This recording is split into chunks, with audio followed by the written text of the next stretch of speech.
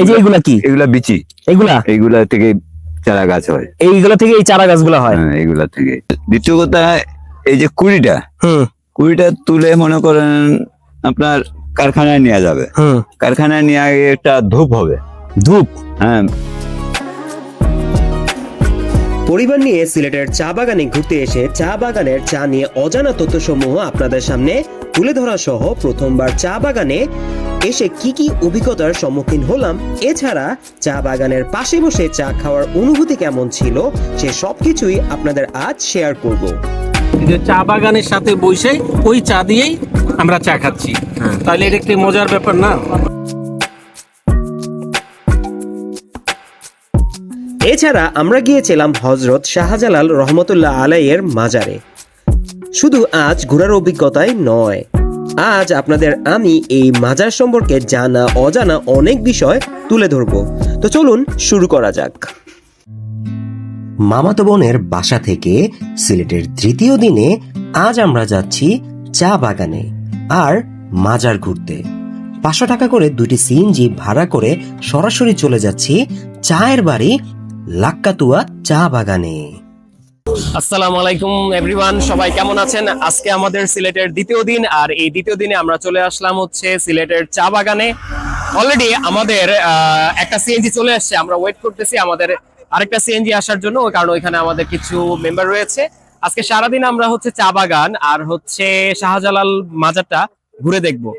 তো চলুন আমরা চলে যাই সিলেট চা বাগানে।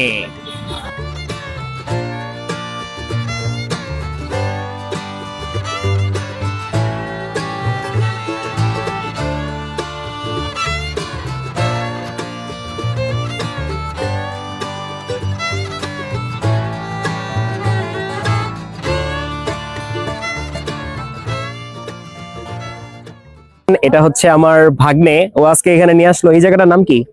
জায়গার নাম স্টেডিয়াম চা বাগান। আচ্ছা,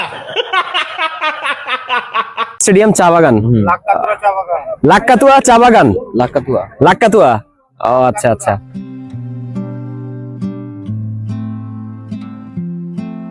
1293 হেক্টর বা 3200 একর জায়গা জুড়ে তৈরি করা সবুজ সমারোহে ঘেরা এই চা বাগানের উঁচু নিচু টিলা বা পাহাড় আজ আমরা ঘুরে দেখব। সবচেয়ে বড় যে টিলা বা পাহাড়টি আছে, এখান থেকে সিলেটের ক্রিকেট স্টেডিয়ামটি সহ সিলেট পুরো শহরটি এক নজরে দেখা যায়। এই হচ্ছে রাবার গাছ। ভোরবেলা এই গাছ থেকে রাবারের সাদা অংশ সংগ্রহ করা হয়েছে। সারা রাত এই বোতলটি গাছের সাথে এভাবেই লাগানো রয়েছে রস সংগ্রহের জন্য। আচ্ছা, তাহলে এখন উপরে এটা কোথায় যাওয়া যাবো? এটা উঠলে মনে করেন স্টেডিয়াম সিলেট শহর দেখতে পারবেন। এটা পুরোটা, এখানে উপরে উঠলে পুরোটা স্টেডিয়াম সিলেট শহরটা দেখতে পারবেন। আচ্ছা, আজকে আমাদের কি গাইড? দেখি আপনাদের সাথে আসি, কত সময় থাকবো। আচ্ছা, আপনি এই জায়গায় কতদিন ধরে আছেন চাচা? আমার তো বাপ দাদা মনে করেন সব এই জায়গায় সিলেটি আমরা। ও আচ্ছা আচ্ছা। ভাই উঠতে পারবো এই জায়গায়? হ্যাঁ হ্যাঁ, উঠতে পারবো না কেন? আমরা গ্রামের মানুষ না, গ্রামে আমরা চলতাম না, গ্রামে গাছে উঠতাম। হ্যাঁ, যখন তুমি উঠতা তখন তুমি আরো ইয়াং ছিলা, আরো ছোট ছিলা, এখন তুমি কি পারবা কিনা আগে চিন্তা ভাবনা করে নাও। এতটাই খারাপ, মানে এতটা উইক করে নেই যে আমার বয়স হয়ে গেছে দিকে যে আমি উঠতে পারবো না, তা ঠিক না। আমি ইনশাল্লাহ আমি সব ইয়েতে উঠতে পারবো। ভাইয়াকে চ্যালেঞ্জ ছুড়ে দিয়ে পুরো পরিবার নিয়ে চললাম লাক্কাতুয়া চা বাগানের সর্বোচ্চ টিলা বা পাহাড়ের দিকে। এর আগে আমার পরিবারের কারোরই উঁচু জায়গায় এভাবে উঠার অভ্যাস ছিল না, তাই একটু পর পর সবাই আমরা ব্রেক নিচ্ছি। আর সবাইকে বলছি, সবাই যদি ভালোভাবে উপরে উঠতে পারে তাহলে সবাইকে নিয়ে এর পরের জার্নি করব বাংলাদেশের সর্বোচ্চ বড় পাহাড় অবস্থিত বান্দরবন শহরে।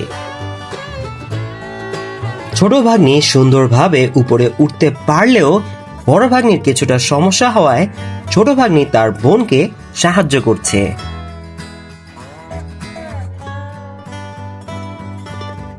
এদিকে ভাইয়াকে নিয়ে সমস্যা না হলেও আমার বড় বোন সাহায্য ছাড়া উপরে উঠতে তার এক প্রকার কষ্টই হচ্ছিল।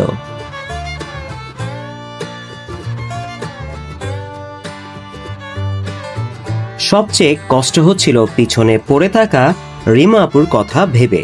বেচারি এক প্রকার যুদ্ধই করছে বেয়ে বেয়ে উপরে উঠতে।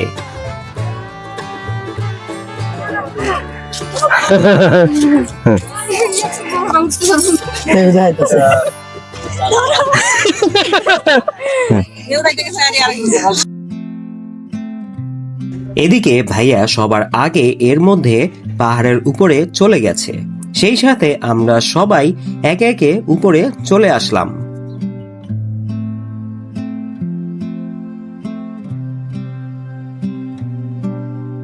সত্যি বলতে যতটা না সবার কষ্ট হয়েছে তার থেকে ভালো লাগার মাত্রাটা ছিল অনেক বেশি। এখান থেকে সিলেটের ক্রিকেট স্টেডিয়াম সহ পুরো চা বাগান এক নজরে খুব সুন্দরভাবে দেখা যায়।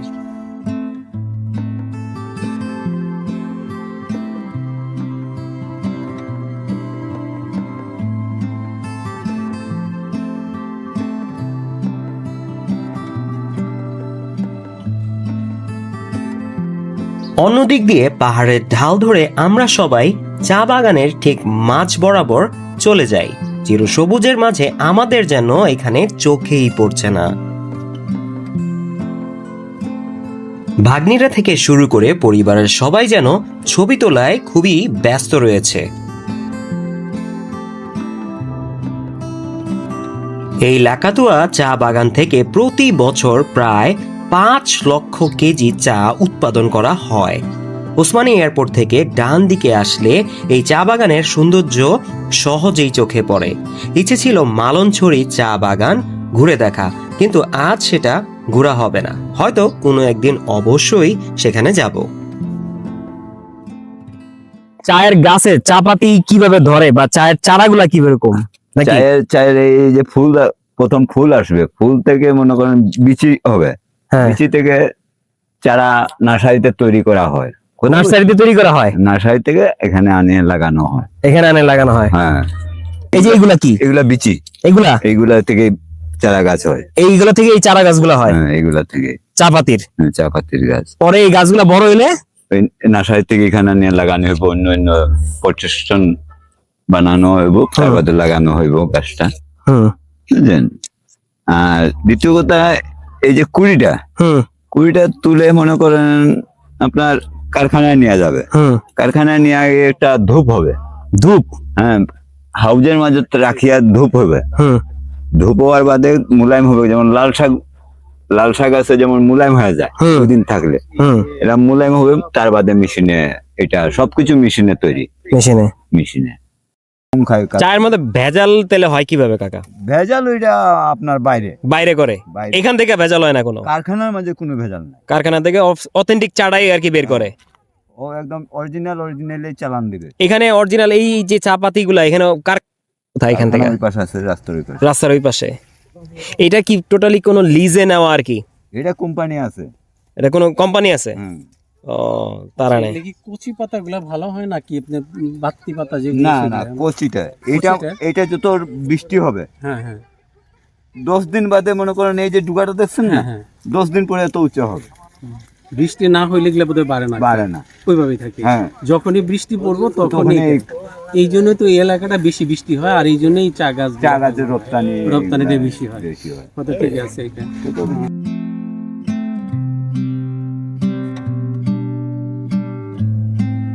চা বাগান থেকে বের হতেই দেখলাম এই চা বাগানের চা থেকে উৎপাদিত চা বিক্রি করছে একজন বিক্রেতা।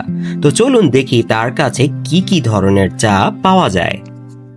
বিভিন্ন কোয়ালিটি রাখি, বুঝছেন? এই কোয়ালিটি অনুযায়ী যারা আসে পর্যটকরা, তারা দেখা যাওয়াটা নিবে। এই যে এগুলা, জি, এরপরে দানাদার, এই দেখুন, এগুলা কি এখানকারই? জি, এখানে লোকাল। কত করে এগুলা বিক্রি করেন? এগুলা কেজি আপনার 700 টাকা, 7 কেজি করে 350 টাকা। মানে হাফ কেজি 350, আর 1 কেজি 700 টাকা। কম হবে না? কম না। ও আচ্ছা। আর এগুলা কি? এটা হচ্ছে গ্রিন টি। এটা ওই যে বড় পাতাটা আছে, জি? এটার থেকে একটু বড় পাতাগুলো আছে? না, এগুলো কত করে? এগুলো এটা 200 গ্রাম দাম আপনার 600 টাকা। 200 করে হবে? 200 করে বলতে এগুলো এখানে কত রাখবো? 200 গ্রাম কত? 600 টাকা। এটা এটা একবার কচি পাতাটা। এটা জি। কিন্তু এটার থেকে তো একটু মাঝারি সাইজের পাতাগুলো আছে, বা এর থেকে আর একটু বড় সাইজের পাতাগুলো আছে। মোটামুটি এই যে একটা আছে। এটা জি 400 টাকা। মাঝারি পাতা, এটা যে সময় ফুটন্ত পানিতে দিবেন ওই যে পাতার কালার দেখছেন না, এরকম কালার আসবে। এটা জি। এটা কত? 400 টাকা। এটা কতটুকু? এটা এটাও 200 গ্রাম। এটা 200 গ্রাম। ও আচ্ছা। আর পাতার কোয়ালিটি দেখলে দেখেন। আর এইগুলা কিসের? এগুলা কি পাতা? কোনগুলা? এগুলা চা পাতা? জি জি। দুধ একই? জি, দুধ চা, রং চা, কোনো চা পাতা। রং চা, দুধ চার জন্য কি আলাদা আলাদা আপনার চা পাতা আছে? জি জি জি। রং চা, দুধ চার জন্য আলাদা। এটা কি ধরনের চা আবার? একবারে চিকন দানা। এটা একবারে চিকন দানা? জি। ও গ্রাম দেখছেন ভাই, অস্থির গ্রাম আছে। গ্রান্ডাও জোস। এটা কত করে? এটা পরে ভাই 650। এটা 650 জি কেজি। মানে চায়ের পাতা আপনার হচ্ছে যত মানে ই হবে, মানে পাতলা হবে তত বেশি আর কি দাম বেশি, তাই তো? ও। এখন প্রায় 2টা বাজে। আশেপাশে খাবারের হোটেল না থাকায় চায়ের স্টলের সামনে বসেই আমরা হালকা নাস্তা সেরে নেই পিওর চা পাতি দিয়ে বানানো চা আর সিঙ্গারা দিয়ে। ভাই এই জায়গার চাটা কেমন? একটু স্পেশাল কিছু নাকি একই রকম খাইতে? না না, একটু ভালো লাগে আর কি এই জায়গাটা। কিন্তু চাটা একটু ঠান্ডা ঠান্ডা, কিন্তু একটু গরম হলে একটু ভালো লাগতো। যে চা বাগানের সাথে বসে ওই চা দিয়েই আমরা চা খাচ্ছি, তাহলে এটা একটু মজার ব্যাপার না? তনিকা, আজকে কেমন লাগলো একসাথে ঘুরে আমাদের সাথে? অনেক ভালো, অনেক ভালো, হ্যাঁ অনেক ভালো। অনেক ভালো। হুম, হুম। অনেক এক্সাইটেড ছিলা? হ্যাঁ অনেক। আর এখন আমরা কোথায় যাচ্ছি? মাজার মাজার। এবার তাহলে 200 টাকা প্রতি সিএনজি ভাড়া নিয়ে চলে গেলাম প্রথমবারের মতো হযরত শাহজালাল রহমাতুল্লাহ আলাইয়ের মাজারে। হযরত শাহজালাল রহমাতুল্লাহ আলাইয়ের পুরো নাম হচ্ছে শেখ শাহজালাল কুনিয়াত মুজাররদ। তিনি 671 হিজরি তথা 1271 খ্রিস্টাব্দে প্রাচীন আরবে ইয়েমেনের প্রদেশে জন্মগ্রহণ করেন। তিনি তার মামা আহমেদ কবিরের সাথে ইয়েমেনের থেকে মক্কায় আসেন। মক্কা থেকে ধর্মপ্রচারের উদ্দেশ্যে মাত্র 32 বছর বয়সে 1303 সালে খ্রিস্টাব্দে তার সফর সঙ্গী 360 জন আউলিয়াদের নিয়ে সিলেটে আগমন করেন। এটি হচ্ছে হযরত শাহজালাল রহমতুল্লাহ আলাইয়ের মাজার। হাদিস শরীফে আমরা কবর জিয়ারত সম্পর্কে বক্তব্য দেখতে পাই, তাই আমরা অনেকেই কবর জিয়ারত করেছিলাম। আমাদের রাসূল সাল্লাল্লাহু আলাইহি ওয়াসাল্লাম নিজেও বিভিন্ন সাহাবীদের কবর জিয়ারত করেছেন। তবে বর্তমানে কবরকে কেন্দ্র করে মাজারের বিভিন্ন ভণ্ডামি আমরা দেখতে পাই, যেমন মাজার তাওয়াফ করা, মাজারকে সেজদা করা, মাজারে মোমবাতি জ্বালানো, এখানে এসে মনের আশা পূরণ হবে এটা ভেবে মানত করা, মাজারের উপর টাকা ছিটানো, এইসব কাজই বেদায়াত বা ইসলাম বিরোধী। এই কবুতরগুলোকে বলা হয় জালালি কবুতর। অসংখ্য মানুষ এখানে ভিড় করেন এই কবুতরগুলোকে দেখতে এবং তাদের খাওয়াতে। হযরত শাহজালাল রহমতুল্লাহ আলাই এই কবুতরগুলোকে লালন পালন করতেন বলে এদের নাম জালালি কবুতর। হযরত শাহজালাল রহমতুল্লাহ আলাই যখন নিজ দেশ থেকে সিলেটে আগমন করেন তখন তার যাত্রাকালে কিছুদিন ভারতের দিল্লিতে তিনি অবস্থান করেন। সেই সময় ওই জায়গায় বসবাস করতেন হযরত নিজামুদ্দিন আউলিয়া রহমতুল্লাহ আলাই। তিনিও একজন জগৎ বিখ্যাত পীর ছিলেন। শাহজালাল রহমতুল্লাহ আলাইয়ের আধ্যাত্মিক শক্তির পরিচয় পেয়ে হযরত নিজামুদ্দিন আউলিয়া রহমতুল্লাহ আলাই তাকে এক জোড়া সুরমা রঙের কবুতর উপহার দেন। আর এই কবুতর শাহজালাল রহমতুল্লাহ আলাই সিলেটে নিয়ে আসেন। এই কবুতর জোড়া পরবর্তীতে বংশবৃদ্ধি করে এখানে ছড়িয়ে পড়ে। আপনারা কি জানেন শাহজালাল রহমতুল্লাহ আলাই অন্য কোথাও না গিয়ে সিলেটেই কেন আসলেন ধর্মপ্রচারের উদ্দেশ্যে? এর কারণ হচ্ছে যখন তিনি ধর্মপ্রচারের উদ্দেশ্যে বেরিয়েছিলেন তখন তার মামা আহমেদ কবির শাহজালালের হাতে মক্কার এক মুঠ মাটি দিয়ে বলেন যে এই স্থানে মাটির স্বাদ, গন্ধ ও বর্ণের মিল পাবি, সেখানেই ধর্মপ্রচার শুরু করবি। যখন শাহজালাল রহমতুল্লাহ আলাই সিলেটে আসেন তখন মক্কা থেকে নিয়ে আসা মাটির সাথে এখানকার মাটি মিলিয়ে দেখতে পান তার আনা মাটির সাথে এই সিলেটের মাটির মিল রয়েছে, আর এখান থেকেই তিনি ধর্মপ্রচার শুরু করেন। এখন প্রায় সন্ধ্যা হতে চলল, তাই আমরাও এবার চললাম বাড়ির উদ্দেশ্যে। পরবর্তী ব্লগে সিলেট ভোলাগঞ্জের কোথায় কিভাবে কি কি করলাম সেটি দেখার জন্য আমার এই চ্যানেলটিকে অবশ্যই সাবস্ক্রাইব করে যাবেন। তো আজ এই পর্যন্তই, ভালো থাকবেন সবাই।